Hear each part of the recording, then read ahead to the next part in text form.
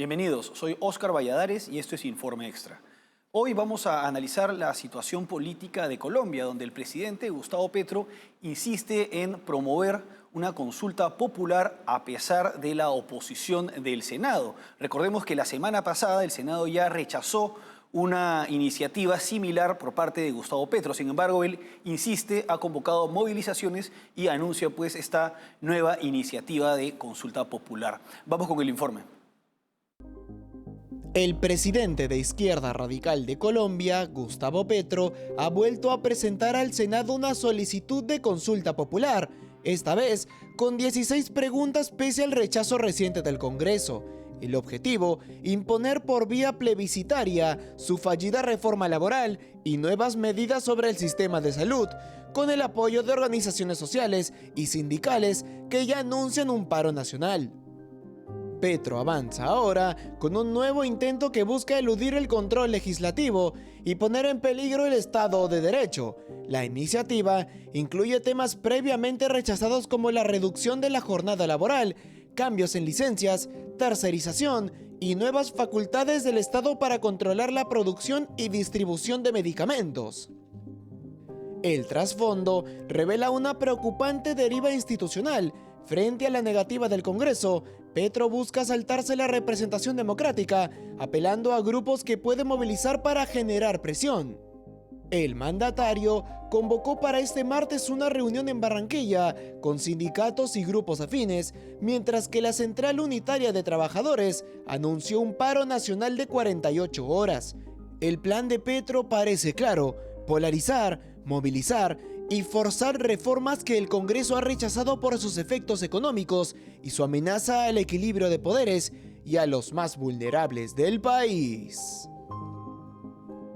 La semana pasada, específicamente el miércoles, el Senado de Colombia rechazó una propuesta de Gustavo Petro centrada en una reforma laboral. La propuesta consistía en convocar a una consulta popular en vista de que el Poder Legislativo ha estado rechazando las distintas iniciativas legislativas de Gustavo Petro en materia laboral. Propuestas ciertamente populistas que pueden sonar bastante bien para quienes no conozcan la naturaleza pues, del mercado laboral de manera profunda, pero que en los hechos acaban siendo contraproducentes. Bueno, inicialmente pues, se rechazó un paquete de 12 preguntas que iban orientadas a esta consulta popular. Entre estas preguntas estaban las siguientes. ¿Está de acuerdo con que el trabajo dure máximo 8 horas y sea entre 6 AM y 6 PM? ¿Está de acuerdo en que se pague un recargo del 100% al trabajo el día de descanso dominical o festivo? ¿Está de acuerdo en que las personas trabajadoras en plataformas de reparto acuerden su tipo de contrato y se les garantice el pago de seguridad social? ¿Está de acuerdo en que los jóvenes aprendices del SENA y de instituciones similares tengan un contrato laboral? ¿Está de acuerdo en eliminar la tercerización e intermediación laboral mediante contratos sindicales que violan los derechos laborales? ¿Está de acuerdo en que las trabajadoras domésticas, madres comunitarias, periodistas, deportistas, artistas, conductores, entre otros trabajadores informales sean formalizados y tengan acceso a la seguridad social? Bueno, todo esto puede sonar bastante bien. Todo esto suena muy bien para quienes se verían, en teoría, beneficiados por esta reforma laboral. Sin embargo, la realidad no funciona así. En el papel, en las normas, en las leyes y hasta en las constituciones, uno puede establecer todos los derechos laborales y sociales que el mandatario de turno o los políticos quieran, pero esto no implica que ello se va a cumplir. De lo contrario, la solución para acabar con el trabajo sería establecerlo en leyes. La solución para resolver problemas económicos también sería a través pues, de mecanismos de legislación positiva. Y los hechos demuestran que para generar más trabajo se tiene que hacer exactamente lo contrario que pretende Gustavo Petro. La flexibilización laboral es la vía para aumentar pues, el trabajo. Todas las medidas de Gustavo Petro no van a conducir a que se contrate más artistas, a que se le pague a los trabajadores de plataformas de distribución pues, de productos, ni nada de ello. Todo ello va a generar que se encarezca el mercado laboral y no se contrate a las personas que estas leyes precisamente buscan beneficiar. Es absolutamente contraproducente y esto está totalmente demostrado. Por lo tanto, se trata pues de medidas totalmente populistas que van más allá pues de lo anunciado. Este conjunto de propuestas y estas 16 otras preguntas pues, presentadas para un nuevo intento de consulta popular son la punta del iceberg, que oculta o que está por encima de los verdaderos objetivos de Gustavo Petro. Y la realidad es que Gustavo Petro lo que está haciendo con esto en primer lugar es desviar la atención ante los distintos problemas que afectan al país y también que afectan a su figura política y a su gobierno. Su gobierno ha fracasado en los múltiples intentos por lograr un acuerdo de paz con los distintos grupos subversivos, con las guerrillas, tanto del ELN, el Ejército de Liberación Nacional, como también con las disidencias de las FARC. Hay una crisis humanitaria en el Catatumbo, hay violencia, hay atentados y su gobierno es totalmente incompetente para resolver esta situación urgente que afecta a la seguridad de Colombia. Y sería bastante difícil pues, que un mandatario con un pasado terrorista, guerrillero si se quiere, como Gustavo Petro, tenga una posición firme con organizaciones subversivas que tienen una visión política, una ideología similar a la suya. Otra cosa es que él haya adoptado el camino de la democracia para destruirla desde adentro. Y esto es lo que está haciendo. Las políticas de Gustavo Petro, si bien pueden sonar bien en una plaza, en un discurso, terminan erosionando la institucionalidad democrática del país. Por lo siguiente, él está buscando que la democracia directa sobrepase y se imponga a la democracia representativa. Busca apelar a la calle en contra de los distintos organismos que representan contrapesos al Poder Ejecutivo, en especial el Poder Legislativo y en este caso el Senado, la Cámara Alta. Y es que los mandatarios de la izquierda populista latinoamericana, de la izquierda del socialismo del siglo XXI, tienen esta visión de la democracia. Una visión de la democracia, digamos que es contraria a la democracia representativa y puede serlo en dos sentidos. El primer sentido es considerar democracia a las dictaduras comunistas, como el caso de Cuba. Desde una perspectiva marxista, esa es una verdadera forma de democracia, cuando la democracia representativa representa una forma de dictadura. Esto está en la teoría marxista clásica. Ahora, desde la perspectiva de otros políticos del socialismo del siglo XXI, incluso de políticos de España, como los que formaron Podemos, la idea de democracia no va tanto por ese camino, aunque simpatizan con ese tipo de democracia, sino que se enfocan en medios de democracia directa, de democracia participativa, que se impongan a los mecanismos de democracia representativa, que si bien contiene elementos de democracia directa, como son las propias elecciones generales, lo que impera es la representación, en vista de que es difícil que poblaciones tan grandes como la de Colombia tengan un criterio claro con respecto a diversos temas que se deberían tratar por especialistas, por asesores en el Congreso, etc. Y en este caso eso es lo que está haciendo Gustavo Petro, está erosionando la democracia. Ahora bien, ya hemos dicho, está erosionando la democracia, está tratando de cambiar el foco de la atención de los problemas de su gobierno y además está tratando de adelantar campaña para los sectores afines a su posición política para las elecciones que serían en agosto del 2026. En vista de que esta campaña política lo posiciona pues, a él y a sus aliados como quienes están a favor de los derechos de los trabajadores y en cambio como adversarios de los trabajadores, del pueblo, de la clase trabajadora, al Congreso. El Congreso que ha tomado una posición, una decisión respetable, una decisión que es contraria a esta pretensión de Gustavo Petro, que en los hechos terminaría perjudicando el mercado laboral colombiano.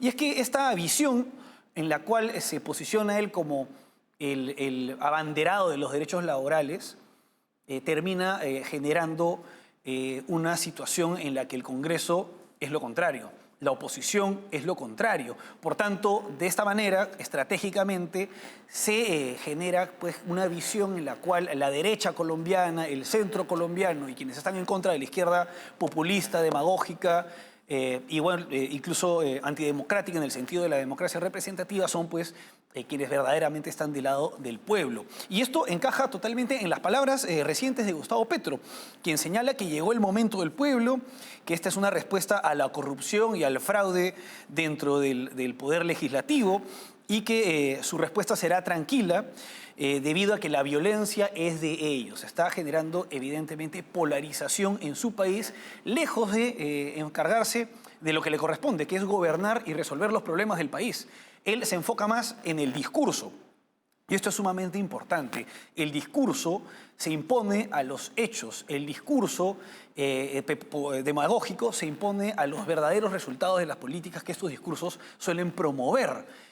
Se sabe que las medidas laborales que propone Gustavo Petro son negativas, está demostrado, pero lo que importa es el discurso, los gestos, las formas, no importa el fondo, importan las formas para mantenerse en el poder o generar réditos políticos. Y en las formas, por ejemplo, tenemos actos como el que se vio la semana pasada de Gustavo Petro, pues mostrando la espada del libertador Simón Bolívar, los discursos en los que habla pues de que llegó el momento del pueblo, estas movilizaciones en las que está convocando a colectivos que suelen estar copados por sectores políticos que tienen ideas similares a las suyas. Sectores políticos que representan o que tienen posiciones similares que en los hechos buscarían más réditos políticos que el verdadero beneficio de las personas que señalan que representan. Y bueno, esta es la situación de Colombia. Sumamente preocupante tener a un mandatario que además de todo lo anterior es acusado de, bueno, incluso un ex ministro de Relaciones Exteriores suyo ha publicado una carta en la que habla de situaciones en las que evidentemente Gustavo Petro habría estado pues, bajo los efectos de las drogas. Esto es un secreto a voces, es algo de lo que se habla mucho en Colombia y algo que señalan exministros suyos. Además, el financiamiento de su campaña presidencial, su propio hijo señaló que hubo dinero del narcotráfico en su momento al respecto, y él señala pues, que sería un golpe de Estado que se le investigue por este tema, y bueno, el fracaso ya mencionado en los acuerdos de paz que no debería haber con los grupos subversivos. Esta es la situación de Colombia, sumamente preocupante, pero hasta el momento tenemos una oposición que logra mantenerse firme ante estos intentos populistas que no harían más que perjudicar al país. Vamos ahora a una pausa y regresamos con la OEA, que ha emitido un informe condenando, como siempre, las violaciones de derechos humanos por parte de la dictadura de Nicolás Maduro.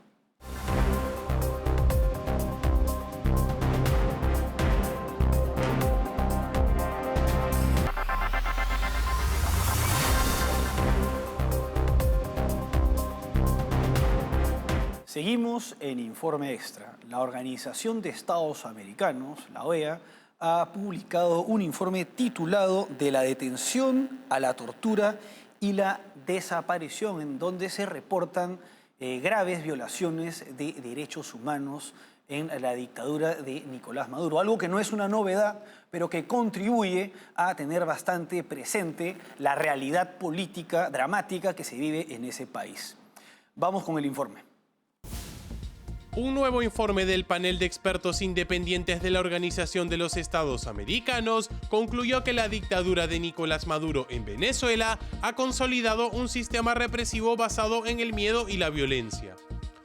El documento, titulado De la detención a la tortura y la desaparición, acusa al régimen chavista de cometer crímenes de lesa humanidad de forma sistemática. Este documento revela que por fin la OEA ha tomado cuenta de los graves hechos que ocurren en Venezuela, esto pese a que la dictadura chavista se ha consolidado durante décadas y ha sido un proceso gradual de toma de instituciones. Presentada en Washington con la presencia del secretario general saliente de la OEA, Luis Almagro, el informe señala que la represión electoral marcó un punto de inflexión. A partir de las elecciones de julio del 2024, la dictadura de Maduro habría intensificado sus prácticas represivas con el fin de mantener el poder político mediante la supresión de toda oposición. Sin embargo, lo que ha sucedido en las elecciones es en realidad solo un hecho más que se suma a la larga lista de graves acciones represivas y dictatoriales del régimen chavista. Esta elección no reveló nada nuevo, sino que Venezuela viene sufriendo una grave situación desde que Hugo Chávez estuvo en la presidencia e inició con el copamiento de la democracia. Entre las principales denuncias, el panel reporta al menos 51 desapariciones forzadas, más de 2.400 detenciones arbitrarias en solo 9 días tras el fraude electoral y 25 civiles asesinados durante las protestas. Los expertos afirman que estas acciones no son hechos aislados, sino parte de una política chavista dirigida a desarticular cualquier forma de organización social. Luis Almagro acusó directamente a Nicolás Maduro de estar en la cúspide de la cadena de mando responsable de los crímenes y exhortó a emitir una orden de arresto contra el dictador venezolano. Lo que este informe revela, más que nueva información, es que la situación en Venezuela se ha vuelto tan evidente que ya la OEA no puede evitar pronunciarse directamente.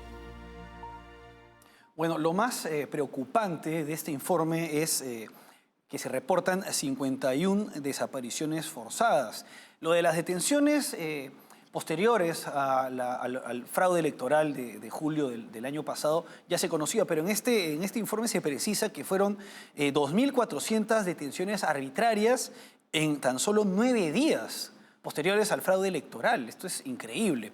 Y por otra parte se habla de lo más triste, ¿no? 25 civiles asesinados. Esta es una situación sumamente grave, es conocida en todo el mundo. Y no se trata pues más que de la continuación o agudización de un proceso que viene desde antes. Este proceso viene desde tiempos de Hugo Chávez. Sin embargo, la coyuntura y las circunstancias han conducido a que sea Nicolás Maduro quien protagonice la realidad que vemos hoy en día en Venezuela.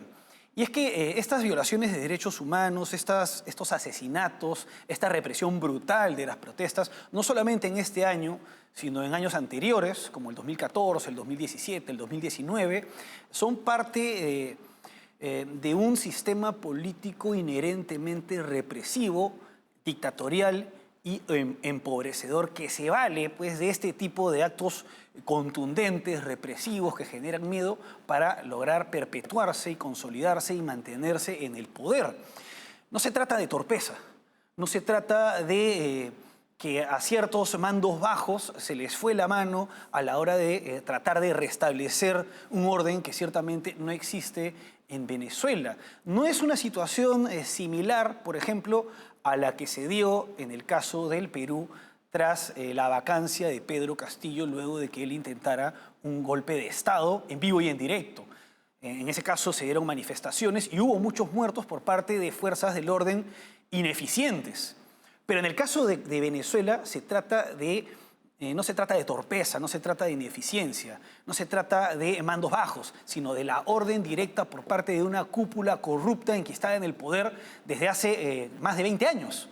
Y esta es la realidad de Venezuela, una realidad sumamente dramática en la cual la propia represión viene legislándose por parte de un parlamento controlado absolutamente por el oficialismo, con normas como esta ley que promulgaron a mediados del año pasado, en la que se hablaba pues, de calificar de fascistas a sectores políticos que simplemente tienen una posición diferente o contraria a la posición chavista.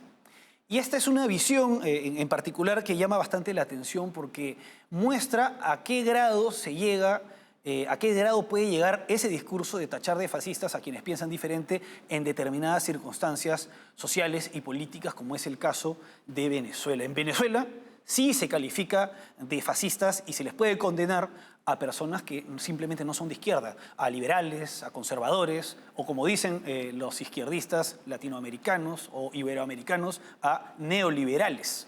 Una palabra que no encaja, pues, en la visión que tienen los propios liberales del término. Nunca se va a escuchar, por ejemplo, Javier Milei decirse o proclamarse yo soy neoliberal. Eso nunca va a pasar. Es un término peyorativo y que no tiene base pues, en lo que verdaderamente es o el conservadurismo o el liberalismo, pero en Venezuela a quienes tienen estas posturas se les califica de fascistas y pueden ser encarcelados injustamente, cuando en la realidad lo que se parece más a un sistema fascista precisamente es el régimen venezolano.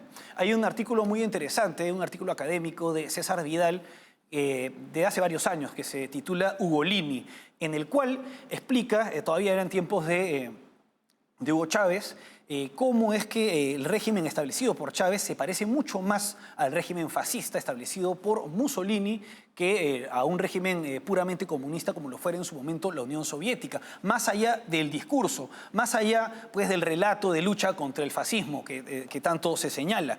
Y bueno, la realidad es que este informe, por otra parte, no es nada nuevo, no es una novedad. Es una verdad de perogrullo señalar que en Venezuela se vulneran derechos humanos, que en Venezuela hay una dictadura empobrecedora relacionada con el narcotráfico. Y acá lo preocupante es el camino que va a adoptar en adelante la Organización de Estados Americanos. Almagro, una persona de izquierda que podría ser, que bien puede ser criticada por diversos motivos, ha tenido una posición bastante firme y correcta e institucional en base a los principios fundacionales de la OEA en contra de la dictadura venezolana, posicionándose a favor de la democracia liberal, representativa. Y no hay garantías de que Albert Ramdin, el electo secretario general de la OEA, vaya a continuar con esta línea, lo que preocupa porque gradualmente se estaría dejando de lado pues, uno de los principios fundacionales de la Organización de Estados Americanos, que es la promoción y la defensa de la democracia representativa en la región. Y ya hay antecedentes bastante preocupantes años atrás, cuando se volvió a incluir a la dictadura cubana dentro de la OEA. A la dictadura no le interesó regresar, y también con la salida de la dictadura venezolana y la dictadura de Nicaragua de este organismo. Su salida, no su expulsión. Entonces, no hay garantía pues, de que vaya a continuarse la línea de Luis Almagro, y a esto se suman cuestionamientos por la politización y el sesgo de ciertos organismos esenciales en la OEA, como es la Comisión Interamericana de Derechos Humanos y también la Corte Interamericana de Derechos Humanos, que generan pues, que diversos sectores políticos, que ciertamente no son antidemocráticos, empiecen a considerar la posibilidad de la salida de sus países de la Corte Interamericana de Derechos Humanos, y se concluya pues, que la OEA ha perdido pues, el peso que tuvo hace varias décadas atrás. Bueno, vamos ahora a una pausa y regresamos con el último bloque para hablar de Polonia.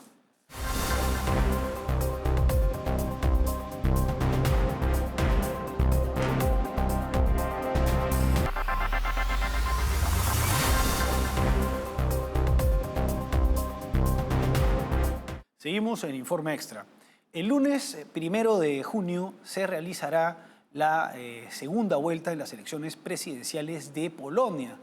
En estas elecciones lo que está en juego es la posición del país frente a la Unión Europea. Si es que asumen una posición de mantener la subordinación que tanto se está criticando últimamente, o una posición más soberanista. Vamos con el informe. La segunda vuelta de las elecciones presidenciales en Polonia, programada para el 1 de junio, definirá mucho más que una figura simbólica. Se trata de una pugna por el modelo político, económico y geopolítico que adoptará uno de los países más estratégicos de Europa Oriental.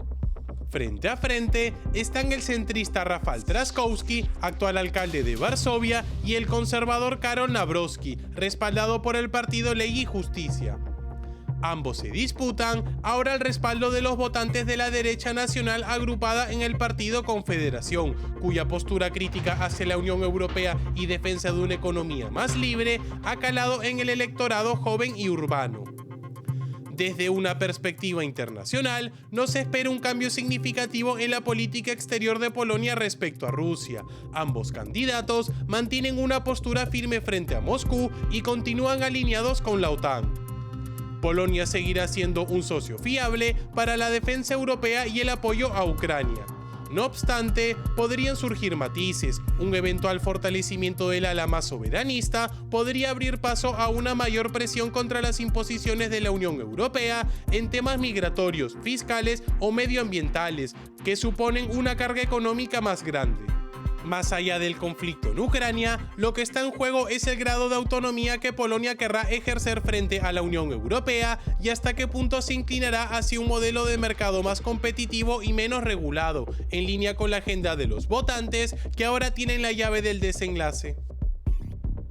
Bueno, este domingo, 1 de junio, en pocas semanas, se enfrentará el centrista Rafael Trzaskowski, alcalde de Varsovia, y el conservador Karol Nawrocki, del partido Ley y Justicia. El objetivo de ambos candidatos, ambos son de derecha, y tienen una postura firme pues, ante temas como la guerra de Ucrania y el peligro que representa la Rusia de Putin. El objetivo de ambos para ganar las elecciones es lograr captar los votos que en primera vuelta obtuvo el partido Confederación, un partido que logró tener bastantes votos de gente joven, de la población joven y urbana. Esto sería determinante para el triunfo de cualquiera de estos dos candidatos. Ahora, lo que está en juego en Polonia, un país con una historia bastante interesante y dramática por su ubicación geográfica durante el siglo XX en Europa, lo que está en juego en este caso es el grado de autonomía del país ante la Unión Europea. Actualmente diversos sectores políticos del país, en mayor o menor grado, vienen cuestionando el accionar o las distintas disposiciones de los burócratas de Bruselas. Y hay quienes pues, han asumido una posición euroescéptica, contraria a la Unión Europea, y también quienes son favorables a la Rusia de Putin, pero hay otros que, sin ser contrarios a la Unión Europea y sin ser partidarios de un modelo o de ser aliados de Putin, cuestionan pues, la injerencia de los burócratas de Bruselas en sus respectivos países y, por tanto, apuestan por políticas que permitan que sus países tengan mayor autonomía, políticas más soberanistas. Y esto es sumamente respetable. Algunos lo califican, pues, muchas veces se les califica a estos candidatos o políticos o sectores políticos de ultraderechistas. En este caso no se está viendo una situación similar como la que se ha visto en otras elecciones de Europa, pero esto es lo relevante en este país. Un país que justificadamente con Rusia se entendería por qué tienen ambos candidatos una posición similar, teniendo en cuenta pues, que en el contexto de la Segunda Guerra Mundial, la Unión Soviética, encabezada por Rusia, ocupó el país y se estableció pues, un modelo antidemocrático, comunista, en Polonia, por lo cual se entiende pues, la visión y la posición conservadora de derecha muchas veces que impera en Polonia. Bueno, eso fue todo por hoy. Hasta aquí Informe Extra. Muchas gracias por acompañarnos.